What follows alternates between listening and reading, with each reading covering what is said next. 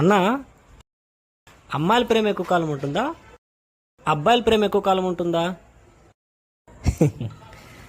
అమ్మాయి ప్రేమ phone number లాంటిది, ఎప్పుడైనా చేంజ్ చేసుకోవచ్చు. అదే అబ్బాయి ప్రేమ ఆధార్ కార్డులో నెంబర్ లాంటిది, ఎప్పటికీ చేంజ్ కాదు.